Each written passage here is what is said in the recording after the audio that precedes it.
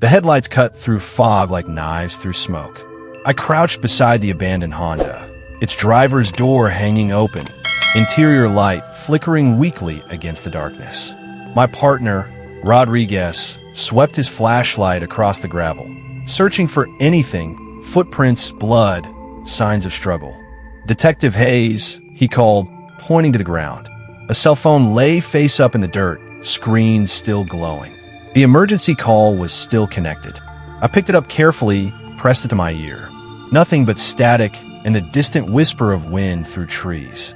Dispatch said the call lasted 4 minutes, Rodriguez said. She was talking, then just breathing. I replayed the recording on my own phone. A girl's voice, young and terrified. Please, he's outside. I can't, a long pause. Rustling. Then, barely audible, Eli. The line went dead. I stared into the woods surrounding us.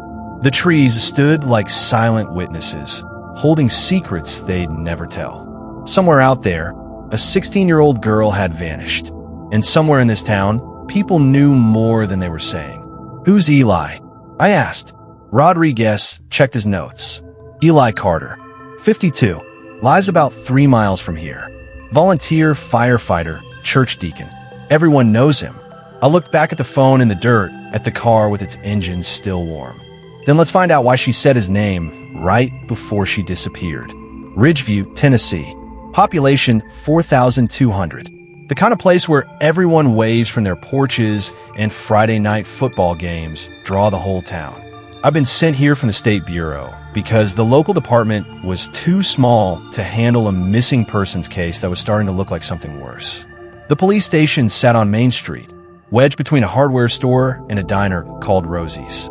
Inside, Chief Tom Rowland waited for me, coffee in hand, suspicion in his eyes. Detective Hayes, he said, not offering to shake my hand. Appreciate the state sending help, but I want to be clear, this is still our jurisdiction. Understood, I said evenly. I'm just here to assist. He nodded, but his jaw stayed tight. Maya Trent, 16 years old, works part-time at Rosie's Diner, junior at Ridgeview High. Good kid, quiet. Last seen leaving work around 9:30 last night. Any reason to think she ran away? Roland hesitated. Her mother says no, but teenagers, you know how they are. I didn't like his tone. What about the 911 call? We're looking into it. And Eli Carter? His expression hardened. Eli's a pillar of this community. Been helping folks around here for 20 years. There's no way he's involved in this. I held his gaze. Then you won't mind if I talk to him. Roland set down his coffee. I mind if you go accusing innocent people based on a scared kid's panic. I smiled coldly. I'm not accusing anyone. Yet, Maya Trent's face stared back at me from the bulletin board. School photo, bright smile, dark hair pulled into a ponytail. She looked like every teenager I'd ever known. Full of hope, full of dreams she thought she had time to chase.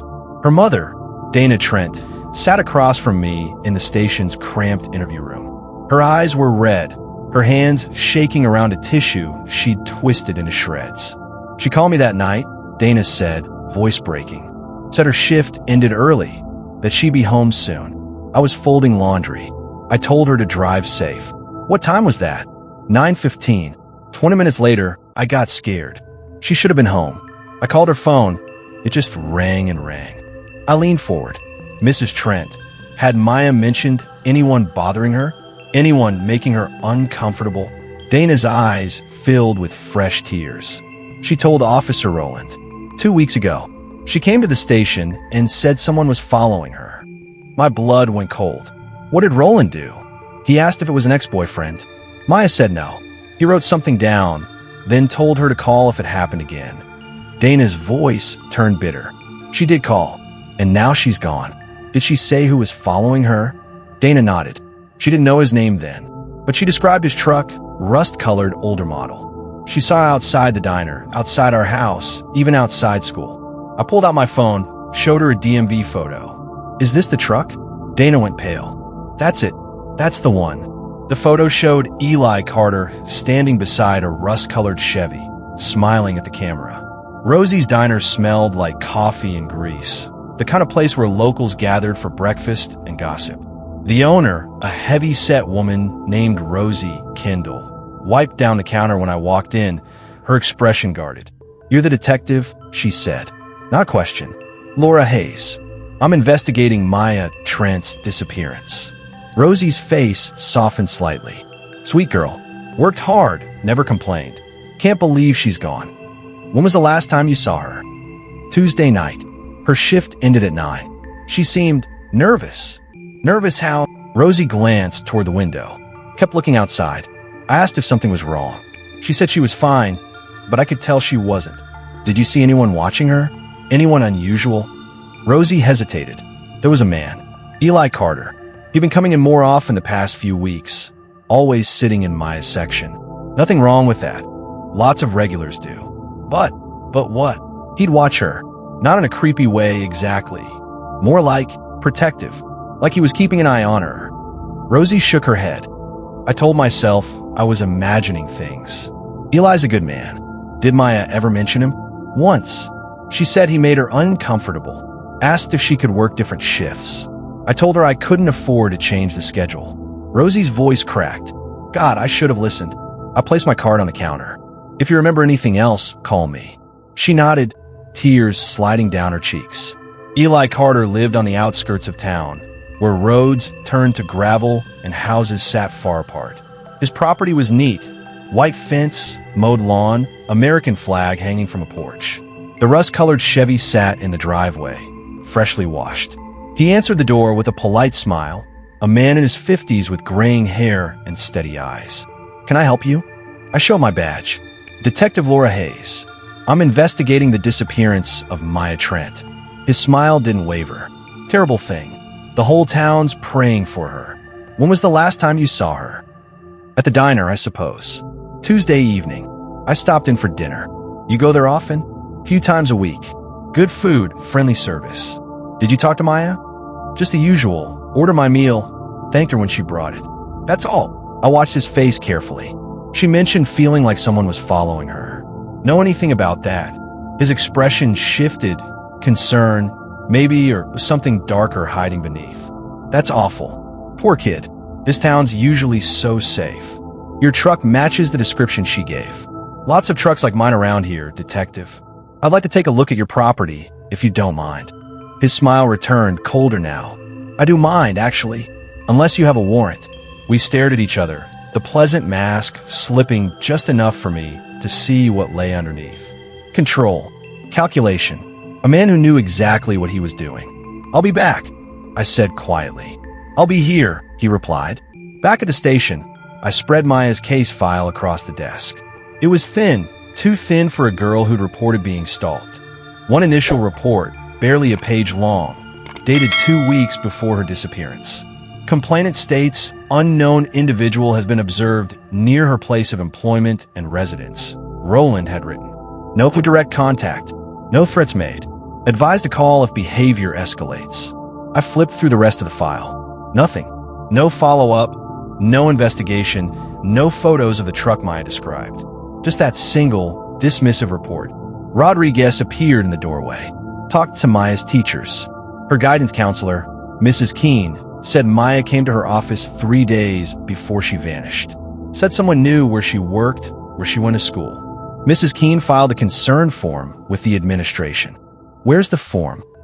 That's the thing. I can't find it. The school says they never received one. I leaned back in my chair, anger building.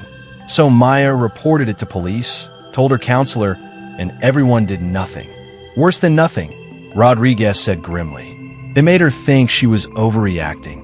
I pulled up Maya's social media. Her last post was a photo of a sunset, captioned, "Tomorrow's going to be better." Posted the morning she disappeared. The comments below were full of classmates saying they missed her, praying for a safe return. But scrolling further back, I found something else. A post from 3 weeks ago.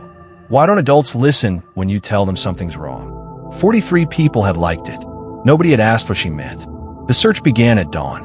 Volunteers gathered in the high school parking lot. Teachers, parents, students holding thermoses of coffee and worry on their faces. The state sent dogs trained to track scents through dense woodland. I stood beside Dana Trent, watching the crowd disperse into search parties. She gripped a photo of Maya, knuckles white. "They'll find her," I said, not believing my own words. Dana didn't respond. She knew what I knew, that 48 hours had passed, that the woods were vast, that hope was a fragile thing that broke easier than promises. The dogs led US east toward Copper Creek. The handlers called directions, their voices echoing through trees that had probably stood here 100 years, watching humans make the same mistakes over and over. We found her pendant first, a silver compass her grandmother had given her, half buried in mud near the creek bed. The chain was broken, torn away with force. Dana collapsed when she saw it. Rodriguez caught her before she hit the ground. Her screams split the morning air, raw and primal, the sound of a mother's heart shattering. I bagged the pendant, hands steady even though my stomach churned. The dogs were pulling harder now, following a trail that led upstream, away from the road, deeper into places where nobody would hear you scream. "Keep searching," I told the teams. "She's out here somewhere." By noon, the mayor's office was calling. I ignored the first 3 messages. On the 4th, Chief Roland appeared at the search site, face flushed. "Detective, we need to talk." I didn't look up from the map I was marking. "I'm busy. The mayor wants you to scale back. We can't afford the negative press this is generating." I finally met his eyes. "A girl is missing, and you're worried about press?" "I'm worried about this town's reputation. We're a safe community. One incident doesn't change that." "One incident?" I stepped closer. Maya Trent reported being stalked. "You wrote it off."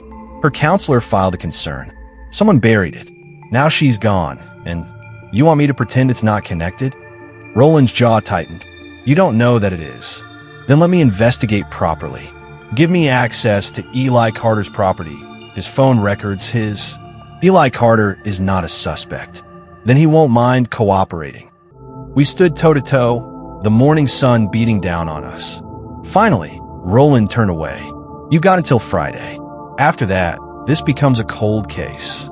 "It's Wednesday. Then work fast." He walked back to his cruiser, leaving me alone with my rage and the growing certainty that this town had let Maya down long before she disappeared. I pulled every string I had, called in favors from judges, prosecutors, colleagues who owed me. By evening, I had warrants, phone records, property search, financial history. Everything I needed to either clear Eli Carter or bury him. We hit his house at dawn Thursday. 6 officers, 2 K9 units, and me. Carter stood on his porch watching us, arms crossed, that same polite smile on his face. "Warrants legal," I said, handing him the papers. "Step aside." He read it slowly, then nodded. "Help yourselves. You won't find anything." The house was eerily clean. Not lived in clean, scrub clean. Bleach smell in the bathroom. Fresh paint in the hallway. The kind of clean that made my instinct scream. We searched for 3 hours. Found nothing in the house, nothing in the garage, nothing in the truck. Carter had been thorough. Then Rodriguez called from the backyard. "Hayes, you need to see this." The shed sat 50 yards from the house, weathered wood and rusted hinges. Inside, garden tools lined the walls, rakes, shovels, bags of fertilizer. Normal. Expected. Except the concrete floor showed scrub marks, recent and aggressive. "Luminol?" I asked. Rodriguez nodded. We darkened the shed, sprayed the floor. Blue light erupted across the concrete. Splatter patterns, drag marks, handprints where someone had tried to crawl. "Get a team in here," I said quietly, "and find out where that trapdoor leads." Carter hadn't noticed it, a seam in the concrete, hidden beneath the workbench. The basement was small, dirt-walled, accessed through a wooden ladder. I went down first, flashlight cutting through darkness that felt alive with secrets. The smell hit me immediately. Earth and something else, something wrong. My light swept the space, catching on details that made my stomach turn. A sleeping bag in the corner, clean but clearly used.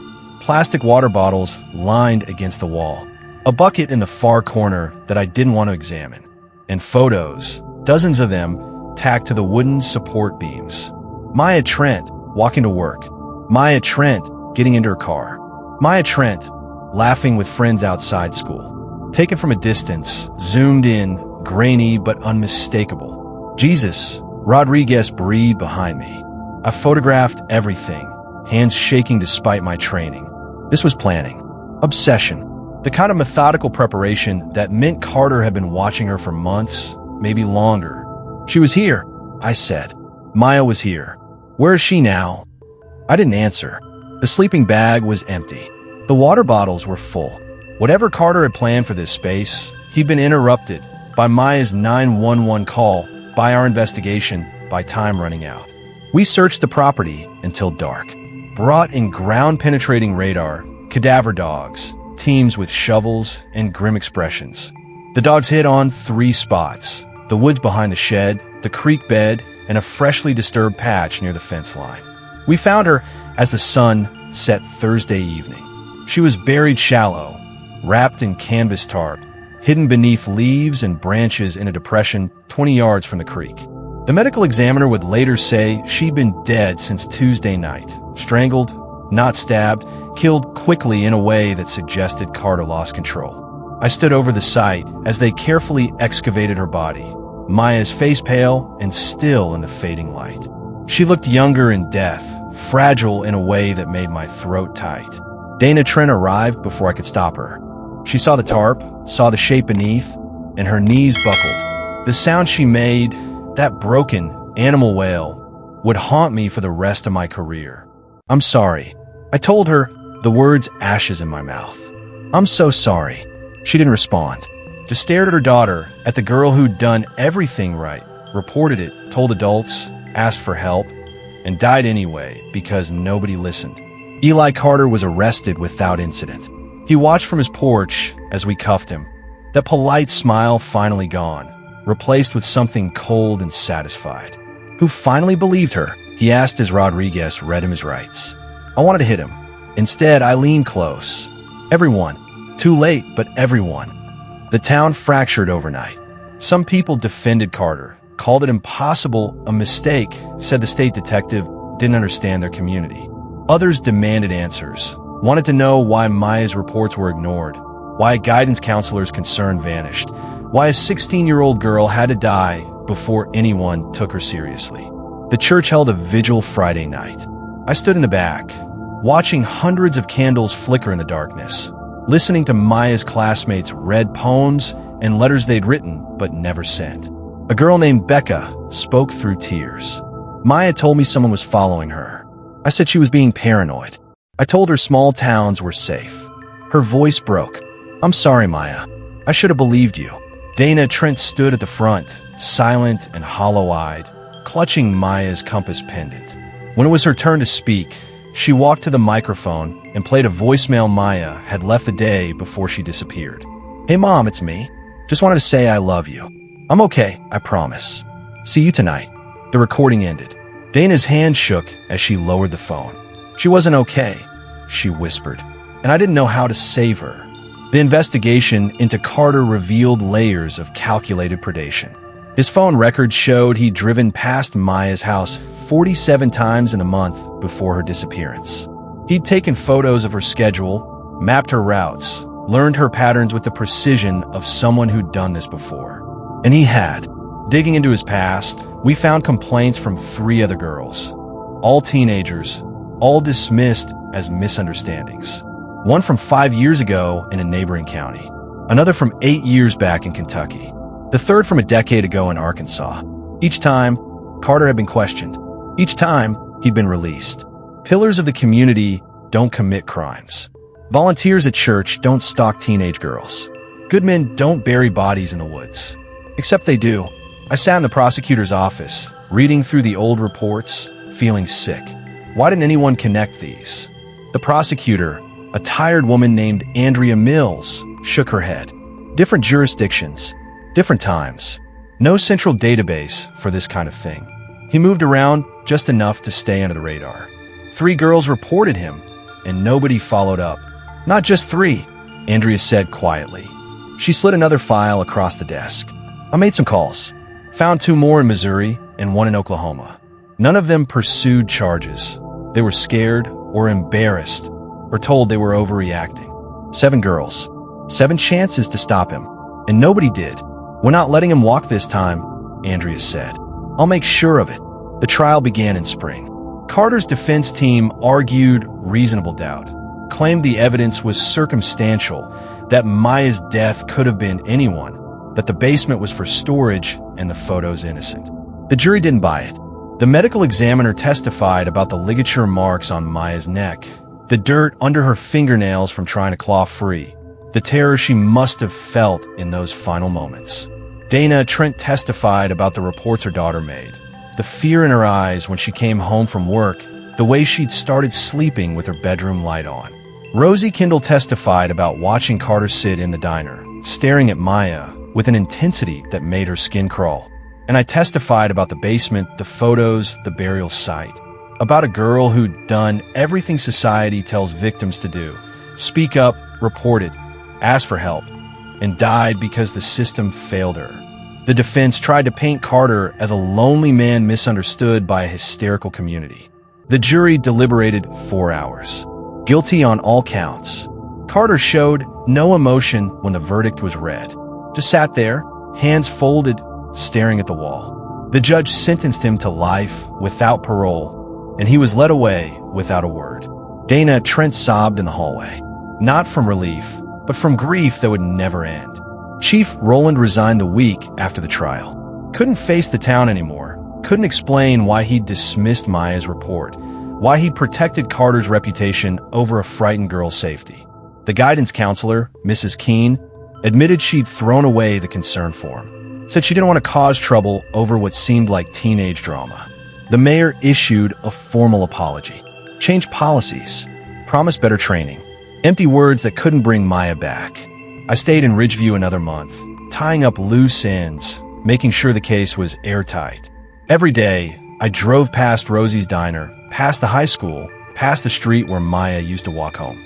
Saw her ghost in every teenage girl who looked over her shoulder, who walked a little faster when cars slowed down, who carried the weight of being afraid in a world that told them they were overreacting. On my last day, I visited Maya's grave. Fresh flowers covered the headstone, roses from her mother, daisies from classmates, a small teddy bear from Becca with a note. I believe you now. I knelt in the grass, touched the cold marble. I'm sorry I didn't get there faster, I said. I'm sorry you had to be so brave for so long. The wind moved through the cemetery trees, carrying away words that changed nothing. The case stayed with me, followed me to new investigations, new towns, new victims who needed someone to listen. I became known as the detective who believed survivors, who didn't dismiss reports as drama or paranoia, who understood that fear is a language we should learn to hear.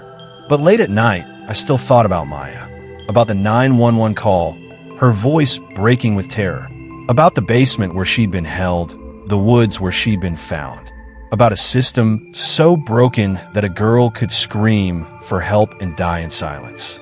I thought about the other girls too, the ones who reported Carter and were ignored, who learned that speaking up meant nothing if nobody was willing to listen.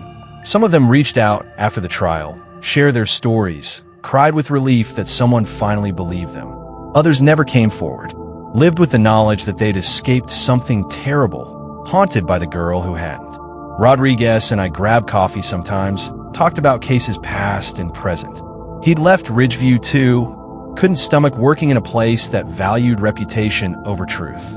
You ever wonder if we could have saved her? He asked once.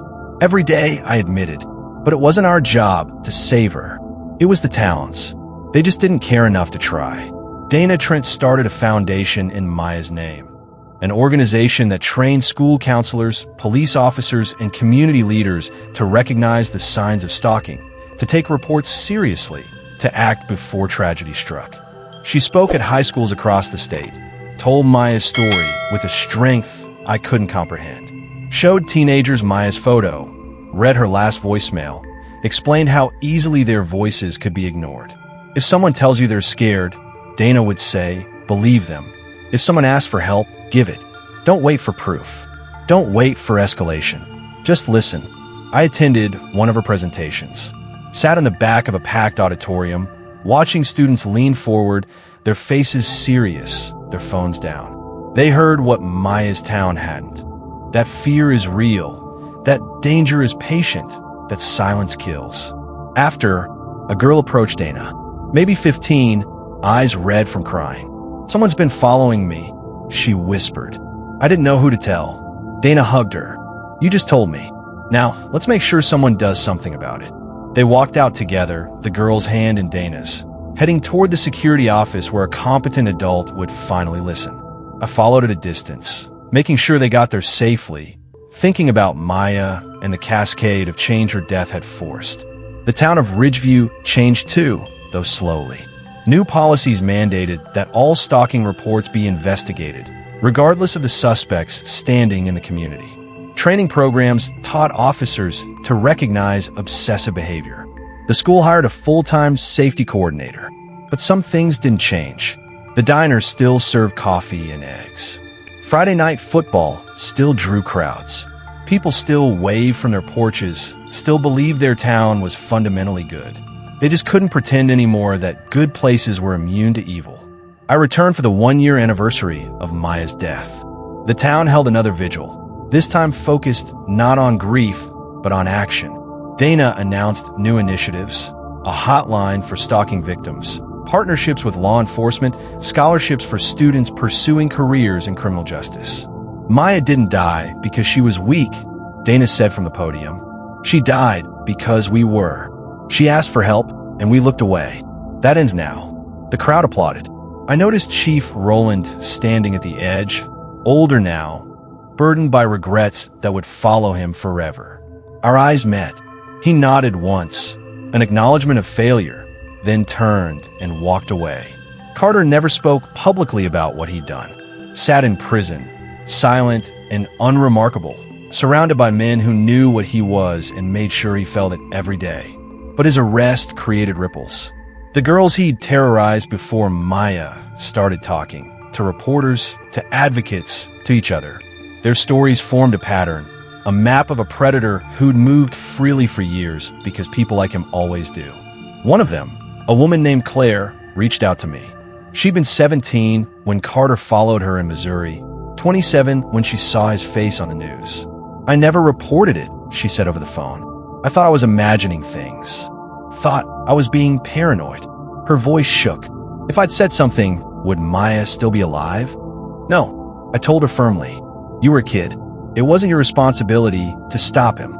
It was ours, law enforcement, adults, the systems that should have protected you both. Don't carry that weight." She cried quietly. "How do you live with it, knowing we failed her?" "You work harder," I said. "You make sure the next girl who calls for help gets heard. You change what you can, and you remember the ones you couldn't save." I kept Maya's photo on my desk, not the school picture everyone knew, but one Dana had given me. Maya at 14, covered in paint from an art project, grinning at the camera with the kind of joy that comes from creating something beautiful. New cases crossed my desk weekly. Missing persons, assaults, stalking reports that demanded immediate attention. Each one got my full focus, my complete belief, because I'd learned what happened when someone's fear was dismissed. Some cases ended well, some didn't. But every victim knew someone was listening, that their voice mattered, that asking for help wouldn't be met with skepticism or silence. Rodriguez called one evening. "Just close the case." Girl reported being followed. We investigated immediately, found the guy, arrested him before he could escalate. "She's safe." "Good," I said, exhausted but satisfied. "She wanted me to thank you." Said her mom told her about Maya, about speaking up even when people don't want to hear it. Said Maya saved her life. I stared at Maya's photo, at that paint-covered smile. "Maya saved a lot of lives," I said quietly. "Just not her own." The hardest part wasn't the investigation or the trial. It was the knowledge that Maya had done everything right and died anyway. That she'd trusted the systems designed to protect her, believed adults when they said to report problems, and those systems had failed her completely.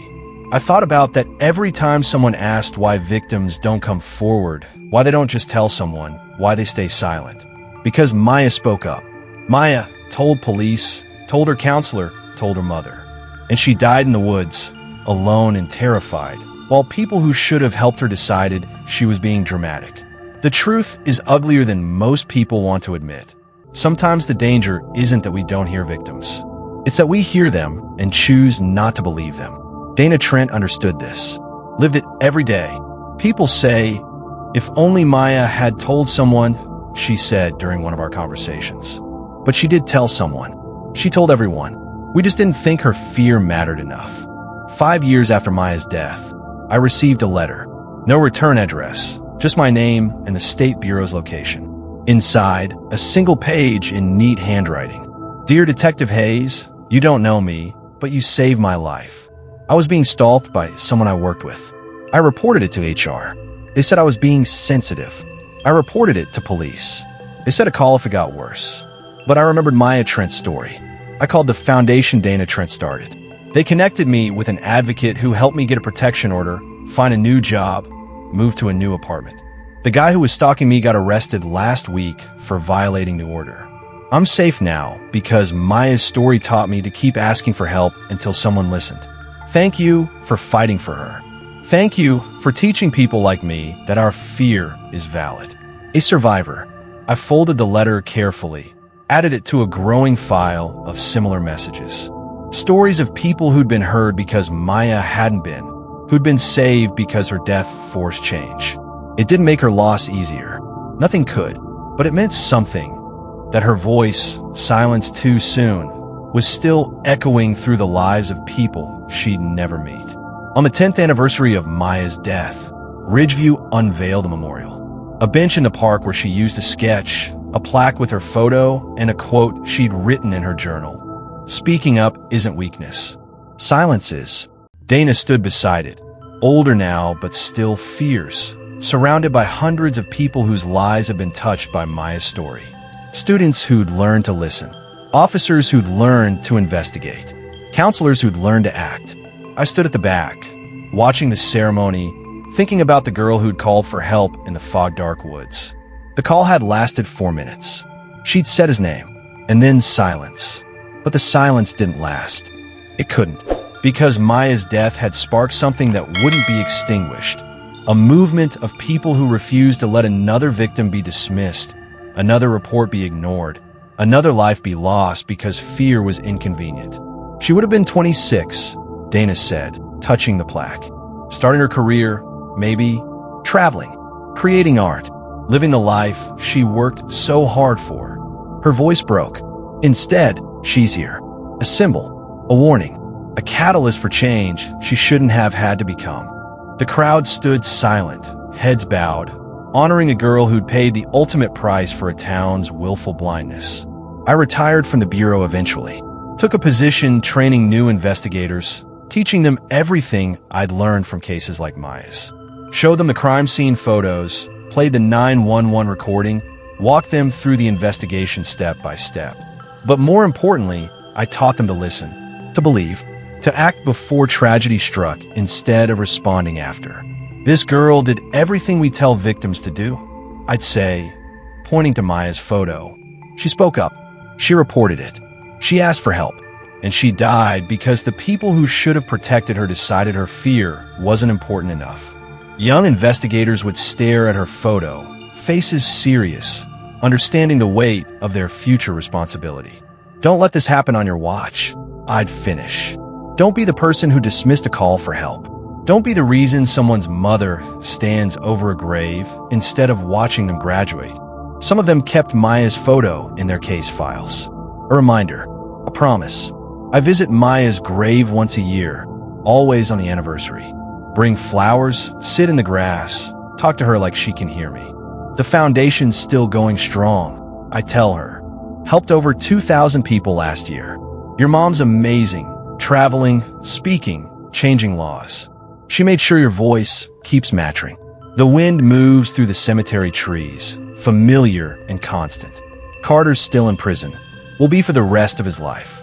And the girls he hurt before you, they're healing, living, surviving, because of what you went through. I trace her name on the headstone. Samantha Maya Trent, 2003 to 2019. A daughter, a friend, a light too bright to hold. I'm sorry we didn't listen. I whisper. I'm sorry you had to be so brave while we were so blind.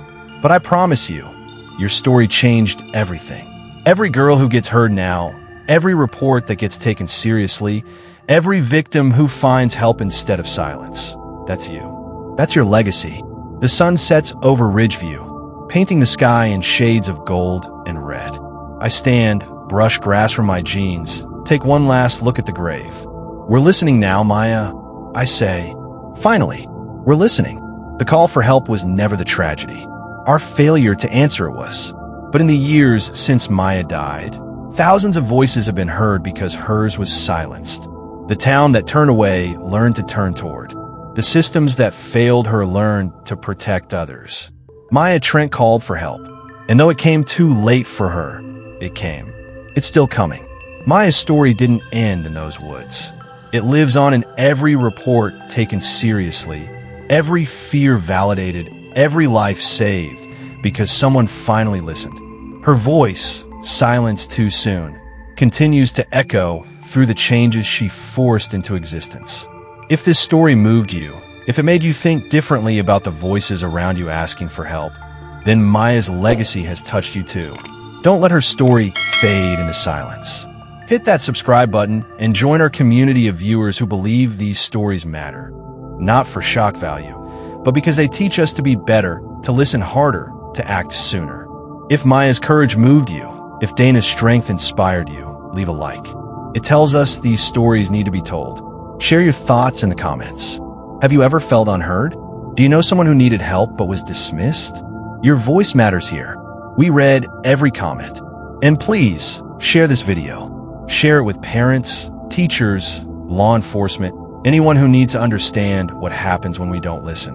One share could save a life. This is True Crime Files Gist, where we don't just tell stories. We honor the lives behind them and learn from the tragedies that should never have happened. Until next time, stay safe, stay aware, and most importantly, stay listening.